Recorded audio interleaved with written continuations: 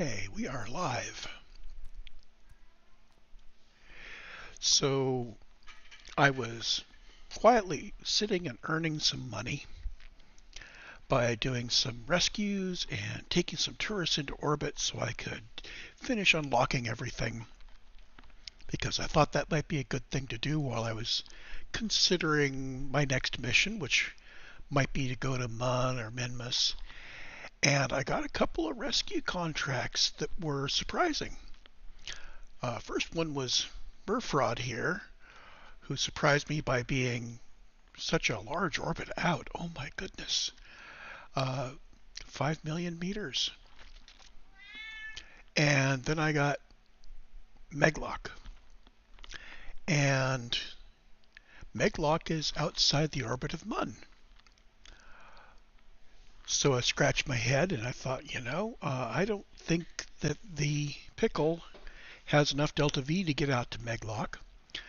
I tried heading out to Murfrod, not quite as far. Did manage to get there.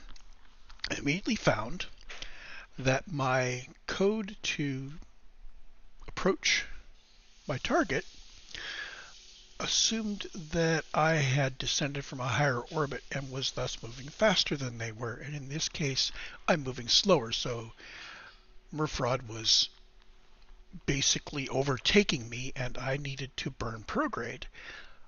But the original code explicitly burned retrograde to slow down to match the target. So, yeah. And because a big negative number is smaller than the small threshold, we ended up with just trying to match using the existing close range match algorithm, which was set up to assume a nice linear relationship, and it overshot, of course. So we burned a lot of extra fuel going back and forth, and finally we got there. But I think it was more despite how it was coded than because of it. So went back and debugged a whole passel of things, got it working, and now we are going to try to go rescue Meglock out at 18 million meters. That's farther than Mun by quite a distance. We have a new ship, which you can see the delta V numbers down here if it's big enough on your screen. There is the new layout. So instead of 3 boosters, I've got 6 liquid fuel boosters, and they are arranged in an onion staging mechanism. So our thrust to weight ratio for all of our boost stages is still about 2, ramping up to 3.5-ish. And the delta V's are good. Obviously, we're not going to get much delta V when all 7 engines are draining 2 of these tanks. But that's okay, because when we go to 5, we've got all of them. When we go to 3, we've got all of them, and so on. So it adds up, and we ended up with a bit over 7,000 vacuum delta V in this rescue ship. So I think this configuration should be good enough to rescue any Kerbal that is in orbit that's inside Kerbin's SOI. I'm not exactly sure if I can rescue somebody that's in orbit around Mun with this guy. It would definitely take a lot more coding, because you have to transfer to Mun, get inside its SOI, establish an orbit in there, go rescue the guy, and then get back out. And the current code probably won't do that, although you never know with the hill climbing. Anyway, so the moment I select a target, this thing is going to fire up, and we're going to get out there. Let's get that going.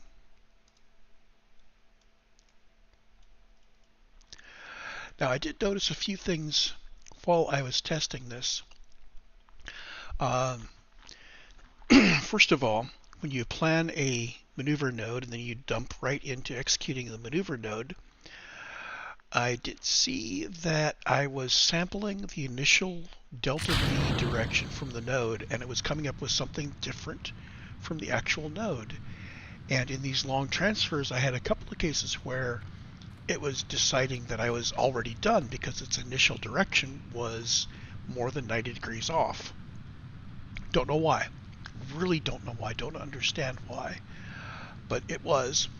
So I have modified that code so that the maneuver nodes, as we close in on them, we will continue to resample the delta V direction until we're within 10 seconds of them. Now, this could have something to do with the way that the coordinate axes directions are selected. I think when you are close to the ground, for some definition of close, it tries to keep the coordinate frame rotating with the ground. I'm not sure if it still does this or not. This may be 10-year-old knowledge. And the transition is actually fairly high, and our initial orbit that we're going for here, we start out at 80 kilometers, we might still be within that frame. So it could very well be that while we are spinning around and we've just planned this transit node, if it's far enough away, we could very well be seeing its vector pointing in one direction when we're over here, and then when we get around over there, we have retained the representation of the vector and it's in the wrong coordinate system. So anyway, by deferring that decision until we're within 10 seconds of firing our engines, now we're pretty sure that we're pointing the right way. The second thing is that over a long distance, we may require more than one correction burn. So initially I thought, well, we'll correct when we're halfway there. Well, if you correct too soon, then a small error in the burn becomes a large error in your final location. And if you correct too late, it takes too much burn to effectively cancel an error. So where's the correct place? And I thought burning in the middle would be, okay, so we've got enough precision to be precise and we're far enough out that we will be able to cancel the error efficiently. Doesn't seem to work that way. So I've modified the rescue mission code so that it basically says, do my initial thing to get me out there. It says, if I'm not going to be getting close enough, do a correction burn and then go back and reevaluate. And when you plan the correction, it will decide whether you need a correction burn or not. So we now have a little loop that says keep doing correction burns until we run out of time or we're close enough. And it always plans a correction burn for 20% of the way from here to there. Well, 20% of the time from here to there. So we will see several correction burns on the way out. That's far enough away. We anticipate that even if we do a pretty good job of matching our initial burns, there's going to be some pretty big errors out there at Megalox orbit.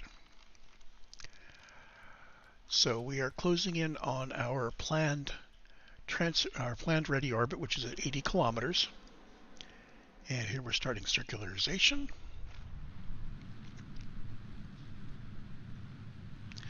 Notice that our launch, because we didn't launch until we had a target, we're able to launch into approximately the correct orbital plane. Now, we do have about a 2-degree error in inclination. We're not going to perform an inclination correction because correcting your orbital plane at a low altitude is really, really inefficient. We'd like to correct that later. What I'm going to do is I'm going to correct our inclination as part of the orbital correction process, which will start 20% of the time out to there. This may still be doing a correction that's too soon. It may be that correcting later might be more efficient, but this should be good enough. And we have quite a lot of delta V. So we circularized, we still got 3,400 delta V available. So that's quite a lot. It's going to take 900 delta V to raise our apoapsis out to the derelict. And it will probably, I think I remember the circularization burn requiring about 400 delta V-ish. We're going to have some correction burns, which are going to be another 100 delta V maybe. Okay, and here is the initial burn, which should push our apoapsis right out near his orbit. It's going to be in the wrong plane because we're 2 degrees out, so it'll be either above or below it. There it is. So there's where we wind up with our best intercept. So the planner thought this apoapsis was as close to this orbit as it could get, and it should have matched Murloc. Now, apparently I am pushing a little beyond its altitude there. I'm going to its SMA, so I have this intersection when he's back here, and this intersection when he's up there. So, yeah, that's probably correct. The rendezvous information should be fairly precise once we get there. So this says that our closest approach distance on that blue orbit is 652 kilometers. Well, out of 11 million, that's not too bad. And now we're going to do a correction. Notice what the correction has done. It's still trying to get a close approach at a given time, and it said, oh no, wait a minute, our actual, at that time, he's actually going to be over there. So I am not sure why such a big difference here, but we're going to burn about 80 meters per second, and we're going to bring our inclination, we're going to come down to his plane, and we're going to adjust our apoapsis direction so that we are close, very close. And I added code to print it out, so we were estimating that the burn should get us within 217 meters. And when we're done, rendezvous said, 2.6 kilometers. Okay.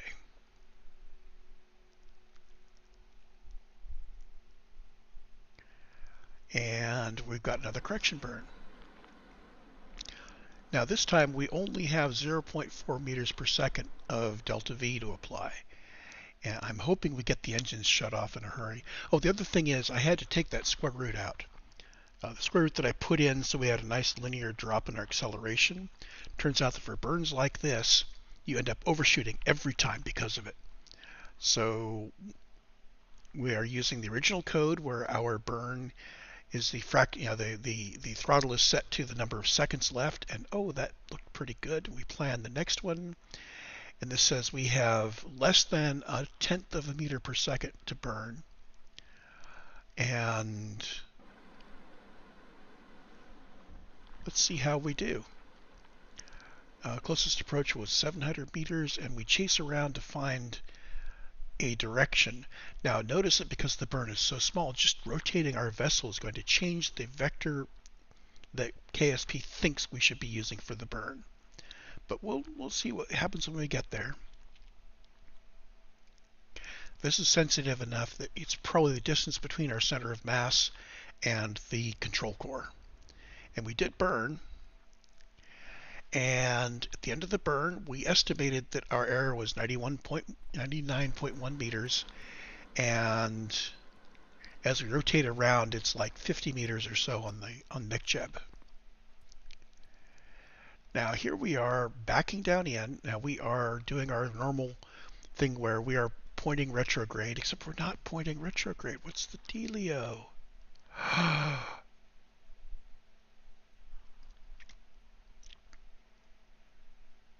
We should be pointing exactly orbit retrograde. Oh, that's target. There's orbit. So we're pointed orbit retrograde here. Our target is off to the side. So yeah, the nav ball kind of confused me. I didn't notice it was on target. So we're burning retrograde in our orbit to adjust our energy properly. And we're not going to do any other burn for the approach. And we're just going to stop our burn when he is on our plane. So when our fore and aft is 0. And yeah, so coming from this far away, it's not going to be exact. That's all right. We end up 4 kilometers away. I would hope for better, but at this distance, that's all right. Remember, we were millions of meters, so we hit it pretty close.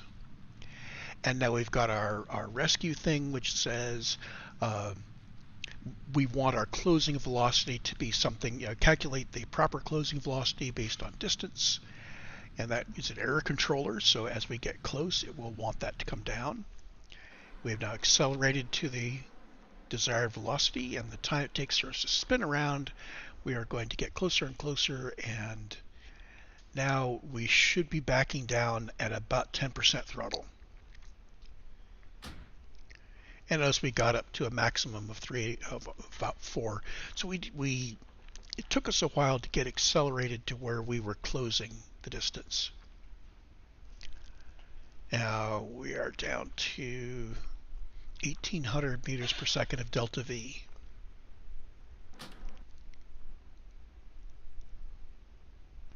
Little blip to the side. This is going to be correcting us as we go in. The math for this approach was based on a inertial reference frame, but bear in mind we are still in a rotating reference frame. Even though it's rotating very slowly, we are in a rotating frame, and at those distances, multiple kilometers, I'm going to need a little bit of correction now and then. So you notice that I am facing my tail directly at him, which means we are we're moving towards him, and I am all set to decelerate and burning the engine at about 10%, which is, that's the curve that we selected when I set up the controller for this, was we wanted to be on a approach path that we had our engines running at 10%, and we were decelerating, and we were getting closer, and it all should come to zero right there at 15 meters. How about that?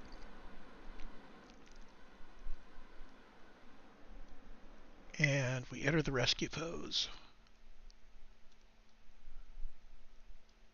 Okay, so now we can switch over to Meglock, who has been sitting out here tumbling in her capsule. I am hoping it was tumbling before. We have gone to some effort to not intersect the capsule by stopping early. I wonder if maybe instead of just stopping early, I want to also offset my aim point so we don't hit if we happen to overshoot. Anyway, let's go EVA with Meglock. Let go and turn on RCS. I am not good at EVA still.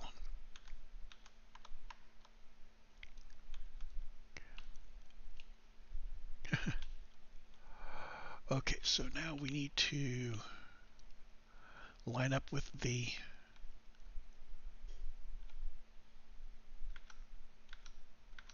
hatch. Approach fairly slowly.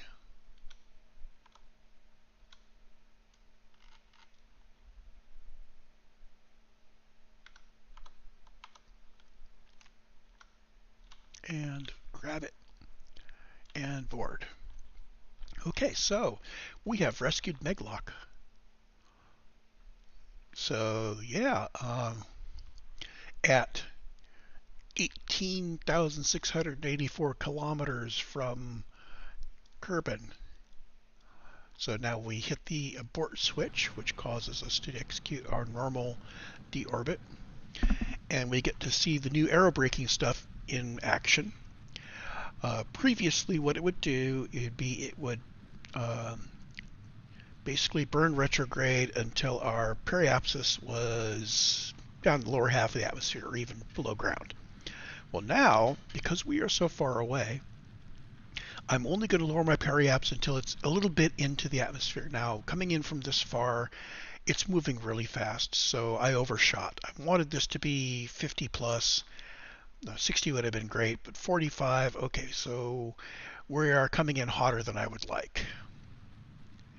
And we also time warped farther than I would like. I wanted to come out of time warp before we got into atmosphere, so that may take some tuning.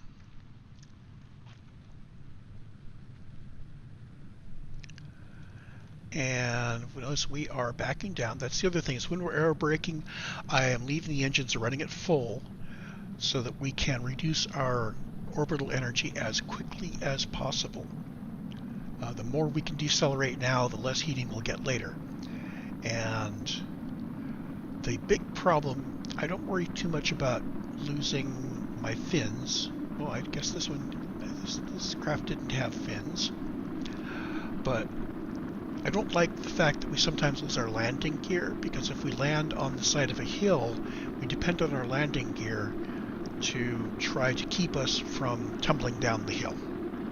And if we lose one of them, maybe we can keep it under control. If we lose all three and you land on a hillway, you just basically roll down the hill until everything explodes, and you have to run the whole mission all over again. Or you have to accept that the two Kerbals involved are dead. And we don't want to do that. Yes, all of the contracts I've run here since I cleared that out. I still have some tourists to go. I have a couple of Kerbals that need rescue. But I just wanted to throw up this one rescue of one Kerbal that was far out, and then I'm going to go back to quietly increasing my funds so that I can finish the upgrades of the Science Center, Space Center. I believe I have upgraded everything completely except for the science labs, which require like 1.6 million funds. And I can continue to toss those tourists into orbit and rescue more Kerbals to boost our funds and to boost our reputation. I'm not sure what happens when I get up into that blue area here. Do I get better contracts? Do I get more rewards from contracts? I don't know. It'd be kind of cool.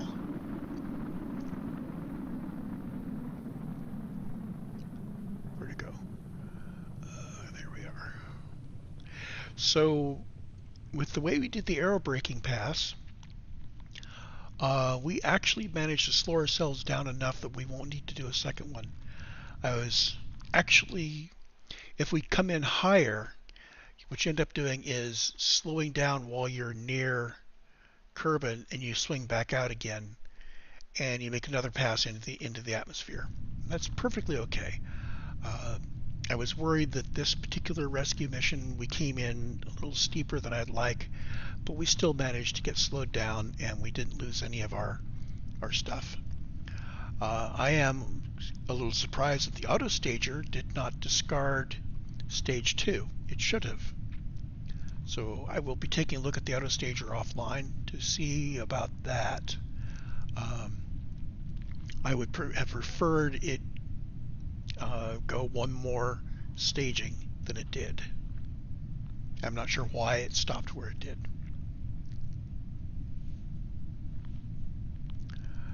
But vamping for time here, it's probably going to turn upside down at some point when the aerodynamic forces on the engine. Oh, there we go. You can have situations where the aerodynamic forces on the engine will flip you upside down, and then when you pop the parachute, everything goes all twisty all over the place, but you get out of it.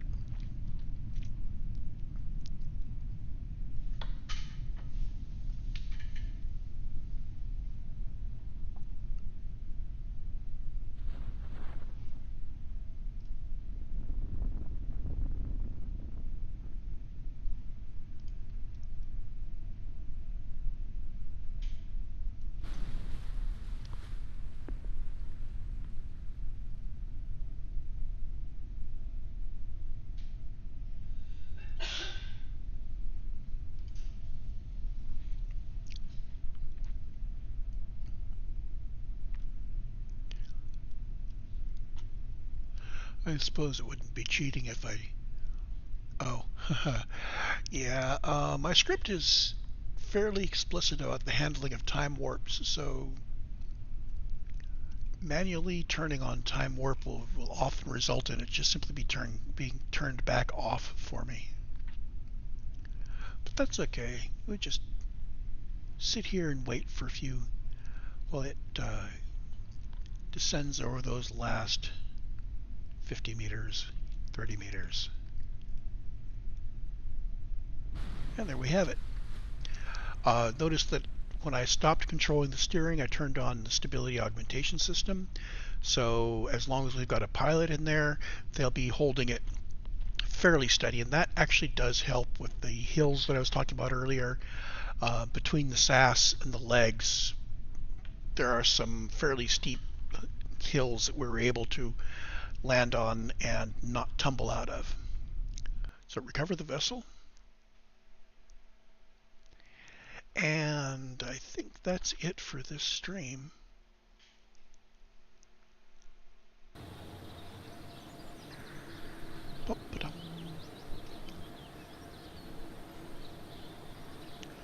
And there we have it. So we didn't do any science.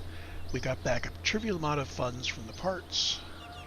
Elderly and Meglock are both now here. Meglock is now, well, what she did counts as having orbital experience. Yay. And there we are. And I have upgraded everything but the research and development area. So we are at, the tracking station is done, launch pad is done. I even did the space plane hangar. All of these are fully upgraded. We're just waiting on this. And the only reason I need this is for the difference between being able to buy science up to 500 and being able to buy infinite science. So really I'm just vamping here while I'm trying to resolve my mind whether I want to put up communication satellites first or head out to Mun. And when I head out to the Mun, whether I want to send unmanned missions first or send a manned mission. Do we jump right in there with a manned orbiter, or do we send a satellite past, and then a satellite orbit, and then a constellation of satellites, and then a manned pass, and so on? We have our development platform, which comes in handy for debugging all this stuff. I was able to use it to debug a number of the things we saw working there. Lots of typos. I make a lot of typos when I'm editing this stuff. The IDEs are fairly good, but they don't know about the internal structures, so they kind of guess. It's like, well, I've seen you type this suffix before, so I will let you auto-complete it, even though this isn't a valid suffix for this structure. So I guess part of that is that KOS is not a strongly typed language, so it would take a decent language server that did some interpretation to really know what's going on. Anyway, that's where we stand, and I will see you in the next stream.